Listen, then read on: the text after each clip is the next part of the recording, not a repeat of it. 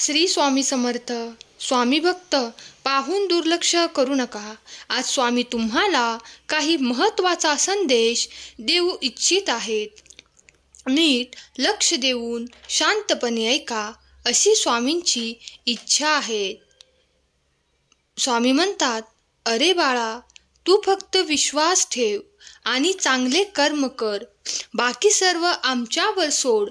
तेच तुला देऊ जे तुझ्यासाठी योग्य आहे. आमच्यावर विश्वास आहे ना? मग घाबरतोस कशाला?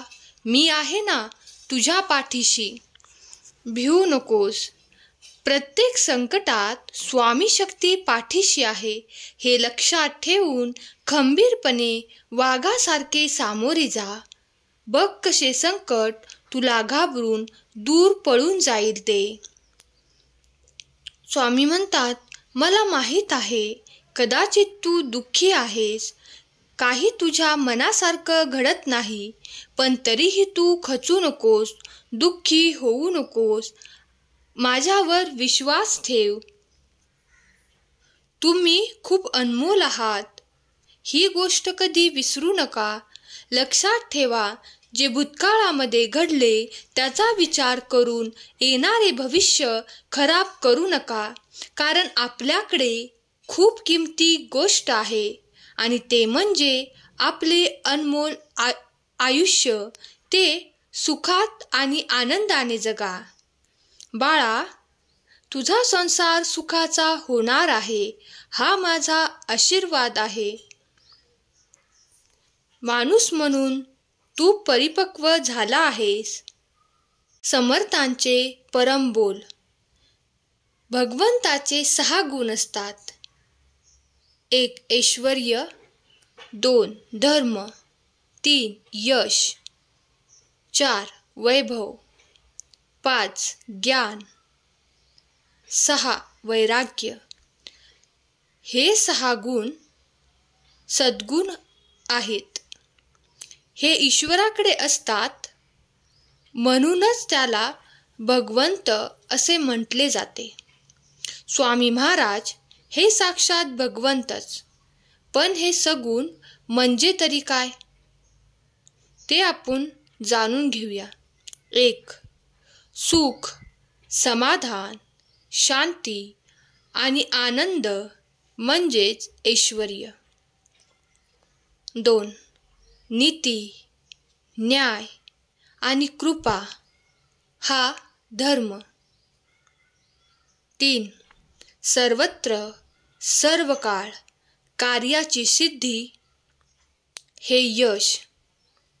4 निरंतराची ऐहिक व पारलौकिक अनुकूलता, हे वैभव. 5 निजारूपाची स्पष्ट व नित्य जाणीव, म्हणजे ज्ञान. 6 हे सर्व असूनही निरपेक्ष, निस्वार्थ, हे वैराग्य. ह्या 6 गुण विशेषांचा पाया असणे याला अधिष्ठान म्हणतात.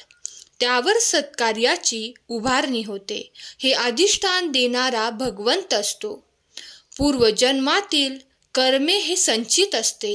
वर्तमान जन्मात भोगल्यास येणारा त्यातील अंशभाग म्हणजे प्रारब्ध. प्रारब्धातील पुण्यरूप सत्कृत्याने सुख, समाधान, तर पापरूप दुष्कृत्याने दुःख अनुभवास येते. देव व गुरु सहसा प्रारब्धात ढवळाढवळ करीत नाहीत. प्रारब्ध टाळून टाळता येत नाही.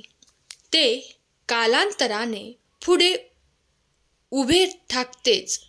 म्हणून प्रारब्ध भोगूनच संपवावे. प्रारब्धात नसलेल्या गोष्टींची प्राप्ती देव गुरु करून देतात.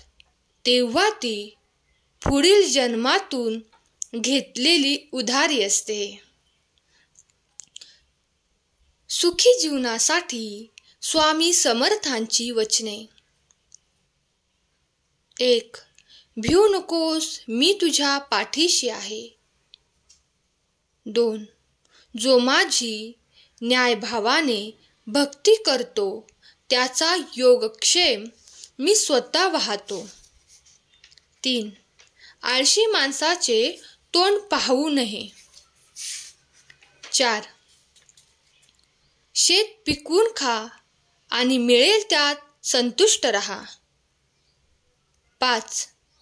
जा तुझे अपराध माफ केलेत, यापुढे सावधगिरीने वाग. 6. भिऊ नकोस, पुढे जा, संकट दूर होईल. प्रत्यक्ष काळ तेथे आला तरी तुझ्यासाठी आम्ही त्याचा प्रतिकार करू. 7. आमचे बोलण्यावर विश्वास ठेवा, राहिलेला काळ आमचे नामस्मरणात घालवा, मोक्ष मिळेल. 8. मी सर्वत्र आहे, परंतु तुझ्यासाठी येथोय आलो आहे, निर्धास्त रहा.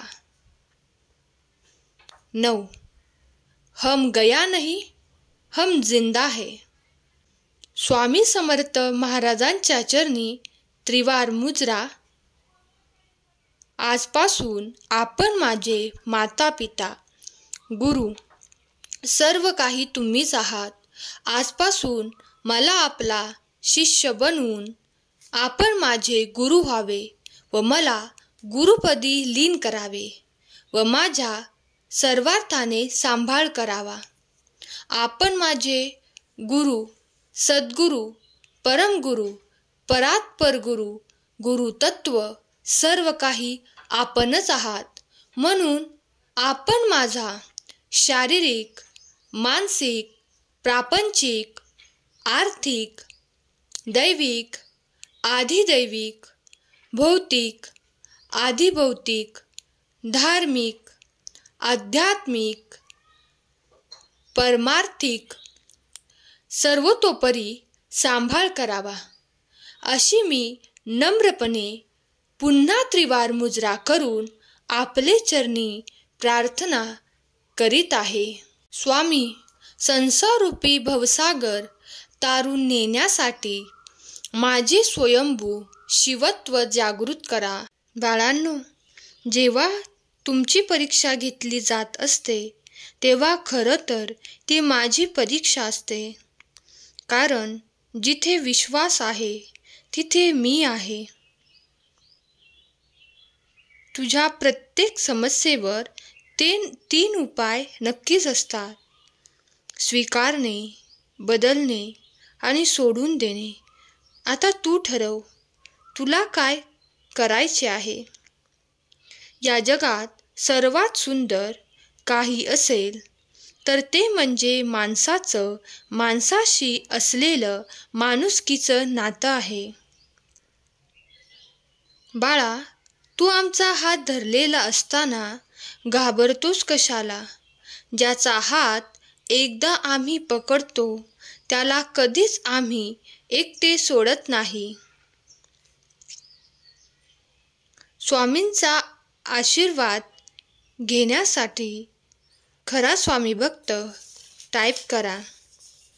बाळा, तुझ्या स्वतःवर विश्वास आणि माझ्यावर श्रद्धा असेल ना तर तुला जीवनात काहीच कमी पडणार नाही.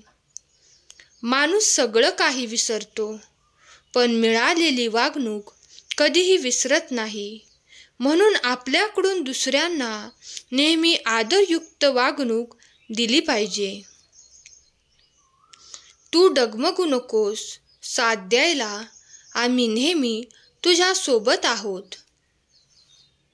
तुझे कर्म जर प्रामाणिक असतील तर तुझे कधीच वाईट होणार नाही. भिवू नकोस, मी तुझ्या पाठीशी आहे.